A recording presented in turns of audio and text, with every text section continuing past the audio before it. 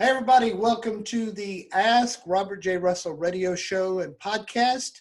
Today we have Ted Kupchik, all the way from beautiful Tempe, Arizona. How you doing? Arizona, my most popular place that I'm interviewing people right now. So, Ted, tell me, what is it like in beautiful Arizona today? What's the weather like? As usual, hot and sunny. Good. And at about 100 degrees. After my work is done, I'm thinking a nice dip in the pool will be necessary, as it is almost every day. So, right now, it's about 11 o'clock your time. Yes, sir. Okay, good. So Ted, how long have you been licensed to sell insurance? So great story. I actually am a relative newcomer. I got my license in the middle of 2018.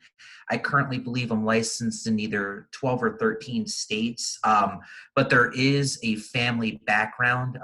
My cousin has a big property and casualty insurance business on the East Coast, and my other cousins and my uncle also do. And so I've been around it my whole life, and my uncle's uncle before that had a big agency in property casualty going back to probably right after World War II. So I guess I'd be a third generation at this Wow. point. So did you get in the insurance business because of them? No, actually, funny story, and I love them very much. So if they listen to this, hopefully they'll find this funny. But I actually never got into this business because of them, not because I didn't like them. I love them very much, but I just always wanted to do something different. And over the years, with my different backgrounds and what I was involved with, it just made sense just to come back to this and revisit this. And I found out that I probably should have been directing my energy towards this all along. So before insurance, what did you do? Well, I worked for some very, very, very well-known tech firms for almost a decade. So I have a background in website design, marketing, email campaigns, hosting services, and also for a little while, I was sort of a quasi-engineer for another tech firm where I handled their central flow operations and making sure the buildings had enough work and enough work was on time for them, and that they weren't sitting around and there wasn't too much work coming in, things like that. I always love talking to somebody who has more knowledge from the tech field, especially when insurance is involved, because insurance has changed so much from the time that I got licensed up till now, that now everything is online and you can do everything virtually from your computer. So I'm sure that's probably one of the reasons that we got hooked up together, is because you saw a platform that I introduced you to where you can sell life insurance basically without ever talking to anybody. Yes, definitely correct. When I worked for the tech firm, I did sales and support for them. So, customer would call in or we'd reach out to the customer and we'd go through our site and figure out what their needs and wants were. And then we would just go through checkout and I would take the credit card, and then we would help set up their stuff. Really, with our system, it's not very much different. I mean, they can get a quote from a number of different providers within about 3 to 4 minutes, if that. Right. And they can jump right into the application and start filling it out. But you're right, without ever talking to me or one of my associates. So that by the time that we even do get involved, they're already in the process. They have a great idea of what they want. And it's just our job to guide them to where they need to get to. And that's what I believe, the major part of my job is. What was your initial thought when you saw how this thing flowed? I absolutely tremendously loved it because sorry, I kicked my chair. Because it was so easy to get a quote from some of the most well-known, biggest providers out there that I use within the matter of moments. There was no searching. There wasn't a million qualifying questions. Everything is just right there. And then I love the way the software transitions immediately into the application. So, with our system, it takes out the work of that pushy salesperson. If I get on the phone with you, or if we get on a text or a Zoom or whatever it may be, it's only to guide you through the process and answer any questions. Sure, do we want to write the business? Do we want to help you and establish a client relationship? Most definitely, of course we do. But we want to do it the right way. We want you to go back into the marketplace and tell your friends and family, like, hey, I had a great experience. This was easy. There was no garbage. There was no bull. The price is right in front of me immediately. I knew which company I was trying to go with. I saw the application and I saw everything that was needed. And Ted and his staff made it as easy as possible to get me there. And that's what we're trying to do here. That's what it's all about.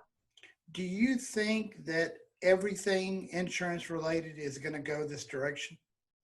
Absolutely, positively, without a doubt. I don't see how it couldn't, because, nowadays people less than ever want you to even be in the field. I mean, I can't speak for you, Robert, but if somebody knocks on my door to talk to me about insurance, I'm not going to answer the door. And if Oh, I hell do, no. right, exactly. So to me, that's an old method I don't want any part of. And if I can give you all the details set in stone and give you the facts so that you can make an educated decision, right here over our computer, then that's the way we should do it. I mean, we can reach way more people. The people we are reaching are getting concrete information in a much faster process, and they're able to make that decision a lot quicker and process the information. So I think it's a win-win for everybody. And you're not waiting for 2 weeks to get your policy in the mail either. I mean, everything is delivered in a neat format, and that just makes it so much better when you have that information at your fingertip. So what are your insurance licenses? What can you sell? So for me, I have life and health in most of the states that I do have my license in. Life in all of them, and the additional health in most of them. But I don't really focus much on health insurance. As a matter of fact, not at all. I was in that space for a little while, but the main things that we're focusing on here, number one, we have some really great policies that can be used as retirement vehicles, as you know better than anybody. So our goal really is talking to, especially to the small business owner or the business owner, and especially here, if they are dispensary owners or if they're in the cannabis field, because that's really where our market is. They don't really have a place to put their money. So we want to give them a place to grow their money in a safe, efficient method that they can use as a retirement vehicle in addition to an insurance policy. So that's a big part of our business, but also we can, do final expense, and of course, term as well. So it just depends on what your need is. So you mentioned cannabis, and I know that one of your niche markets is going after the cannabis industry. Why did you pick that niche out of everything that you could possibly pick?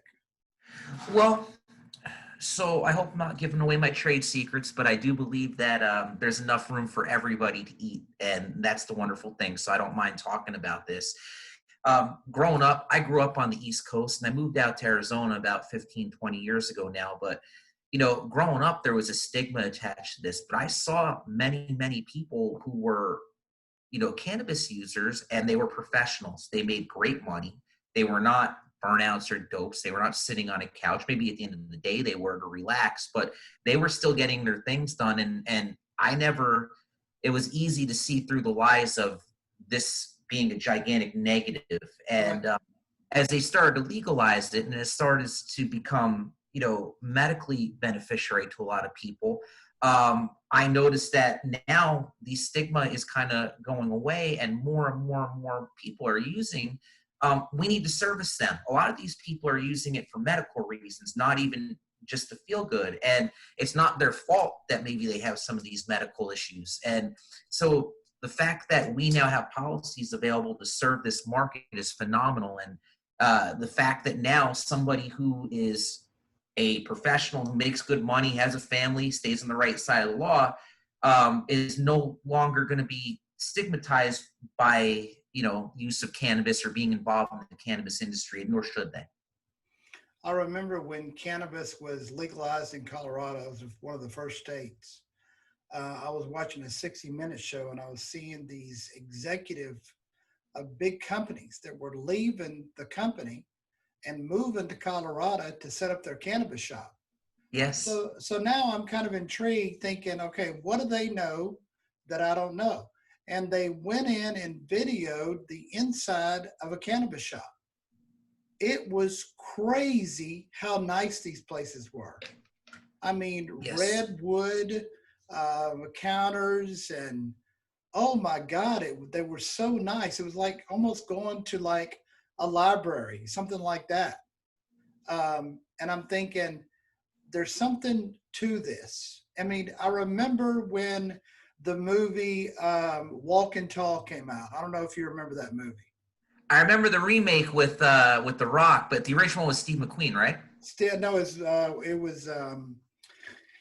wasn't Steve McQueen. I can't remember the guy's name, but it's about Buford Pusser, who was a sheriff in Alabama or someplace that was knocking down all the moonshiners, because this is before alcohol was legal. And so alcohol back then was against the law to have. Right. During Prohibition, sure. And now cannabis is going to that direction, and now it's being legalized in most states. So I think this market that you're going after, the cannabis market, I think if you have money and you're going to invest, I would sure go with a cannabis company for sure. And what you said about these owners of dispensaries that need a place to put their money in, a universal life, do a 1035 exchange from your retirement plan into a universal life where that money can grow. And then whenever you die, it becomes tax-free income to your beneficiaries. What a great market. Yes, absolutely. The dispensary owner, or whatever, whether they're in edibles or CBD, whatever it is, well, someday they're going to retire as well. Someday they're going to get old, and a place to put their money that they can grow their investment and protect themselves and their family too. So my point of view, my feeling is, if I could go ahead and offer something like that, I heard an old saying, somebody told me a long time ago, that if you help people get what they want, what they need, then you get what you want. Zig Ziglar. Yes, and that is, it's just such a true statement, and that's my philosophy and feeling on everything.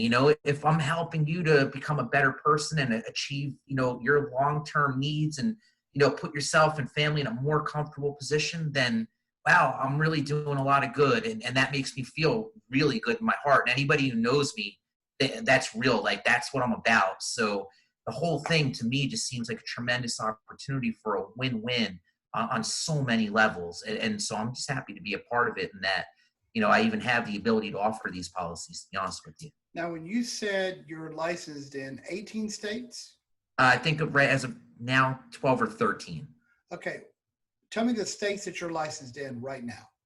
Okay, so we have Arizona, of course, my home state, Texas, Ohio, Michigan, Virginia, North and South Carolina, Florida, Arkansas, Louisiana. I'm trying to think. I think that would be about all of them. Did I mention Virginia? Pennsylvania? Okay, Pennsylvania as well, and I think Idaho also. I'm surprised you could remember those. I've got mine written down, and I have to refer to a list. There's no I'm way I really can proud of it. remember. I'm proud of it. I've got 14 states, and I got to look at them and think, okay, am I licensed in that state? Yes. Okay. Yes, I am. I can tell. So why did you pick those states? Out of 50 states, why did you pick those? Well, believe it or not, when I first cut my teeth in life insurance, when I was first understanding it, I was doing mainly final expense. And the company that I initially went in and contracted with, they told me to go out and get those states. And then when I was doing health insurance, it seemed like those were good markets to also get those states. And that's pretty much where we arrived in. And I get the feeling that as my business grows here and we're offering policies, I'm probably going to need to get licensed in a whole bunch of more states. And really, that's the way I'm doing it. So if somebody comes to me and let's say we have a very special niche, obviously. So, if they're in a state that I'm not licensed, but I can help them, I'm more than happy to go out and get my license for them to help them. People ask me, what state should I get licensed in next? What I tell people to do is make a list of all the states, get the list of the cost to get your non-residence license, go after the cheaper ones first, and just put it in a spreadsheet. If Virginia is the cheapest at $37, for sure get that one. Then go to the next one. But what I tell people to do is just add a state every month. You can do one state a month. And Sure. pretty soon, you're licensed in all 50 states. That renewal time is going to hurt. It's going to be a kick in the butt when you got to pay all those renewals. But at least you'll be licensed in all the states. And you have a much bigger market, so maybe you have more cost for the renewals, but at the same time, hopefully your customer base and your clientele list is severely expanded as well. So, right. As long as you can expand your reach, it's a worthy investment in my mind. So I know you don't want to give away a lot of secrets here because you don't want people going after your market, which also new. I don't have any secrets yet. So how are you going after the cannabis market? How are you finding these people? Great question. So number one, on the ground here in Arizona, in the Valley, I've been taking business cards, doing the old traditional approach and going to the different dispensaries and and things like that, and handing out the good old. Let me see that. Hold on. Leave that up there for a minute. Yes, sir. Oh, I like that. That's a good card. Okay. Thank you. So of course there's that, but then also I have experience with marketing again. And so I have a piece of software that allowed me to market through LinkedIn. So I redesigned my LinkedIn page and I went ahead and started reaching out to numerous, anybody who's really involved in the cannabis industry. And I'm not necessarily trying to sell them. I mean, of course, I'd love to acquire clients, but really what I was just looking to do is promote brand awareness. I'm reaching out to them and saying, hey, even if you don't directly have a need for this, maybe the people in your dispensaries, your bud tenders might, or, maybe just keep my name out there. So in the future, if you need somebody, at least now you know where to go. Right. At least now hey, look, there's a company out here that's doing this for my niche. So, and that's really what we've been trying to do. And, I'm going to continue to do that. And hopefully, the brand awareness starts speaking for itself, and because people are going to realize, hey, this is the guy who can help me. And I will, and I'll do whatever I can. What you ought to do is put a big old cannabis leaf on the side of your car. I've been offered for that. Yes. So it's like cannabis insurance. Yes. I mean, what an eye-opener that would be. Everybody would see it. Yep. And I'm already getting offers for all kinds of things like that. And, what I'm learning is, of course, you got to pick and choose your shots. But so far, the response has been overwhelmingly positive. I expected a lot of people to tell me to kick rocks and not want to even talk to me. But I'm getting, messages and emails and texts and sometimes even calls. I've actually had a couple of appointments already where people have been like, we just want you to know we really love what you're doing and we want some synergy off of this. So I think I have the right idea. It's just a matter of execution now. Absolutely. I think it's a good, when you first told me about that, I was like, oh my God, what a great idea. Thank you. Now, do you have any kind of groups on LinkedIn for the cannabis industry? That is my next step. I have not created one. I am a member of a bunch of different ones, and I can't remember offhand what, because I haven't been active in them yet. But I've even figured that I'd want to probably create my own group at some point, because I'm sure there's many, not only, cannabis professionals who want this, but there's probably other like-minded agents that we could probably, pool ideas and help each other learn and grow. Well, I think today's a good day to start. It probably is. Because you know how I am about planning to plan to plan. Yes, sir. What about Facebook groups? Do you have any Facebook groups out there for the cannabis? So you got mad at me when I told you this a couple weeks ago. I got mad? I never get mad. Well, you said you thought I was incorrect and we had a difference of opinion. Okay, go ahead. I know that Facebook is a great marketing tool. I know for a fact it works. I've actually ran Facebook advertising campaigns, and I'm sure I will do it again. Um, I know this is going to sound strange to people or whatever, but right now, during we're 2 months out from an election or whatever it is, and every day I just hear yak yak yak yak at both sides, and I'm like, you know what? I just want to take a pause from all this and take a breath for a little while. So just until after the election, I temporarily kind of disbanded my Facebook or deactivated. I will reactivate it again. And I know that once we get past this cycle, people will go through their stuff and calm down and get back to being normal human beings again. And I'll be back to being normal human beings with them when that time happens. Well, you know how I handle that situation? How's that? Delete. It's a beautiful word. Delete. Yeah, yeah. Unfriend, unfollow, remove. Sure. But for me, sometimes what happens with me, Robert, I observe things and I pay attention to stuff and I love to analyze stuff, and that's what I do. That's how my brain works. And just hearing the thoughts and opinions of all my friends, whether I agree or not, and people I know and people I don't know, just it became rather overwhelming, and I have better stuff to do with my time than to constantly focus on that. I agree with that. So agree with that. my attitude is I love everybody. I'm here when you need me. If you need to talk to me, you can text me, you can call me, whatever. And I will be back on Facebook. And I think what you're saying, the marketing ideas in the Facebook groups, I was a part of the Facebook insurance groups before I went offline. So I'm sure I'll get back to that. And there's a wealth of, same thing with LinkedIn, where you can really make great connections and bring awareness. Well, I think if you're doing LinkedIn, if you compare LinkedIn to Facebook, you're going to have more business-minded people on LinkedIn than you will Facebook.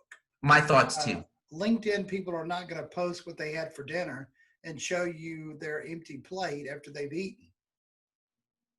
Facebook, you see that all over the place.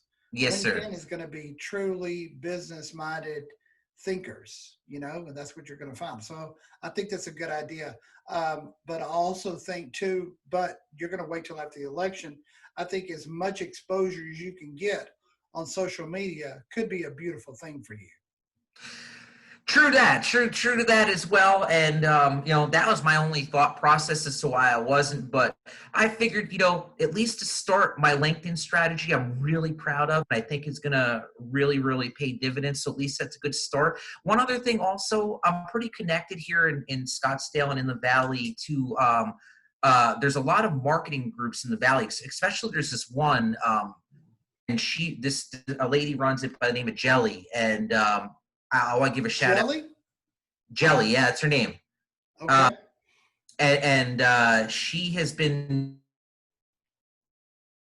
doing marketing in the Valley and meetups and stuff like that, probably for a decade plus. And that is a great space that I'm going to actually go back into, because locally, that's a local equivalent of a local type of LinkedIn that already exists on the ground here. My feelings on this is that the best way to grow this business is just to organically get involved and bring awareness, because it's such a special thing. People are going to naturally drift towards it anyway. So it's just a matter of making the right connections and doing the right things when you're in front of these people. So what are your plans in the future for this whole business model? I want to bring as much awareness as I can. I hope this to be a lifelong thing where I can offer this type of help to, any person in need of it. And I want to grow it. I hope there comes a day when I can start to, I do have an agency and I have some associates now, but I would like to build on that. I would love to have a lot more people that I can help manage a team. I think that would be a strong point. And just consistently grow that team and bring more of the spirit of doing the right thing even when nobody's looking, and also just bring awareness to what we have to offer, because people need to know we're here to help. We're here so you can hold on to your money. We're here so you can protect your family. And just because you may be a cannabis user or involved in the cannabis business, you should not be penalized, and we're going to do our best to allow you to not to be, and to make the most out of whatever you want to do. So on the life companies, the companies that sell life insurance, more and more are opening the doors to accepting cannabis users for um, preferred rates. Um, Out of all the companies that you quote with, how many do you think, if you had to guess, would accept a cannabis user with a preferred rate? Ooh, that's a good. That is a very good question because Percentage wise, let's go percentage wise. I, man, I would say right now with what I have with the carriers that we use, I would direct you to the ones that would get you approved if you were my client anyway. But probably right now, I'd say at least what, and I think I'm being low, probably 35-40% of the ones the carriers have relationships with. Right. I remember I found a website of a guy that was selling insurance primarily to cannabis users. And he Mm. had a list of the companies that would take them as preferred. And that really kind of opened my mind up to the whole idea of selling life insurance to people that, are cannabis users. So, when I first started in insurance, there was no niche markets. People didn't specialize in different things. They either did life and health or they did P&C. There was no specialty markets like what you're doing. Um, how did you get this idea to go after a specialty market? um, well, so a couple things here. Of course, I have some really good influencers that I pay attention to in this space. I also talk to as often as I can. You may or may not be one of them. Lean heavily. You are. But I like that you may or may not be. That being said, I noticed that when I started doing insurance, that somebody can go and get insurance from just about anywhere, and there's thousands upon thousands of producers and companies, things like that. So if I was just marketing life insurance or trying to sell life insurance, my thought process, and I've seen this, you get a life insurance contract in, it gets replaced pretty quickly because there's just too many choices. Or people get paralysis analysis and just don't do anything because of their own confusion because they've just looked at too many things. So by creating a specialty niche, I can concentrate on the people who are looking for something very specific or feel that it might not be out there for them. And there's just not as much competition. Knock on wood. I hope it stays that way. But it's a lot easier to be recognized as somebody who can help in this space. Whereas, on the other hand, if I was just like, "Hey, I'm an insurance guy, come talk to me," well, what good's that going to do? How do I stand out, and how do I do anything that is different from the next Tom, Joe, or Jane that's doing the same thing? And for me, it's just all about doing something that is unique. I consider myself a super unique guy. My friends and family also consider me that. I'm a lifelong outside the box thinker. So when I started showing this to my friends and family, they're like, "Duh, Ted, of course." Like we wouldn't expect less from you. So this is my niche, and this makes all the sense in the world for me to be in this space. So here's a hypothetical question for you. I mean, just kind of go with me here. Yes, And sir. you being a big thinker, you'll probably appreciate this. Let's say that this thing goes crazy and Ted becomes a millionaire doing what you do. And somebody says, "We want you to come speak in front of 5,000 people about what you do." You're allowed to bring one person as a guest speaker with you. Who would that person be? Anybody. Anybody you want.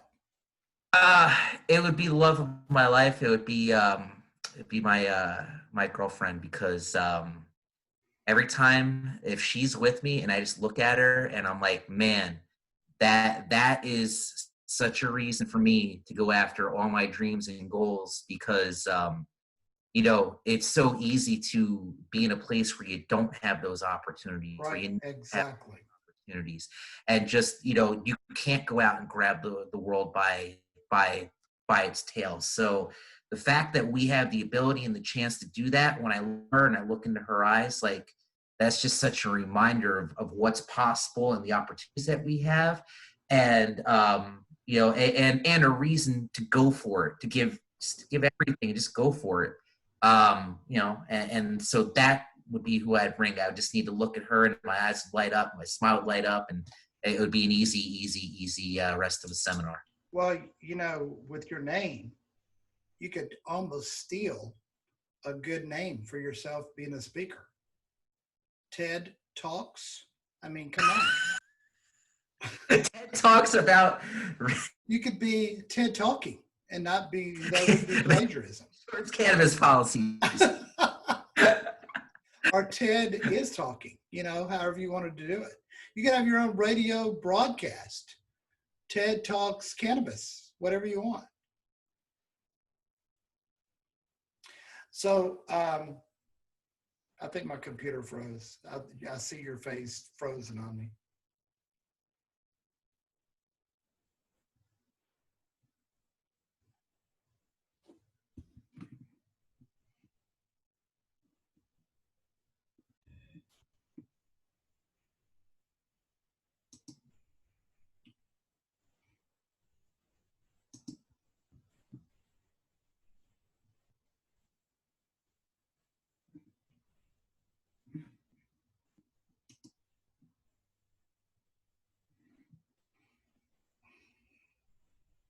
And we're back.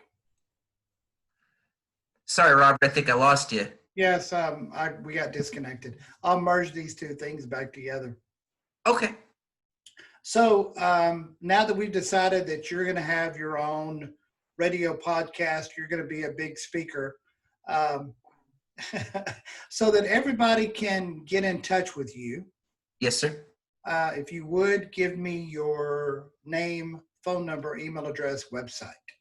Yes, sir. So my name is Edward Kupchik. I go by Ted, so feel free to call me Edward or Ted. And my website is cannabislife.agency. A lot of people get confused because they'll say, well, isn't that .com or .net? No, very specifically, it's cannabislife.agency. So if you type that in on the web, that will go to my little portal, and you can gain a quote within about 2 to 4 minutes. And you can start your application right there. And of course, you can call me or text my office at area code 480-719-4732. Again, that's 480-719-4732. And we're happy to do anything we can, any questions you have or anything, if you want to go over stuff. But the great thing about our little portal and our site and what we do is that you can start the process without us. I say you the client. So you can start entering your information and you can start getting information that you need without actually ever even getting on the phone with us. And then, it's only for us to help guide you through the rest of the process if you need to do that. And we'll definitely do whatever we can to, make sure you're perfectly satisfied. Okay. Well, Ted, thank you for your time. I hope you make it big. And we will talk to you on our next week's webinar. So have a great day. Thank you, Robert. You the same. And thank you for what you do. Have a great day. You too. Bye-bye now.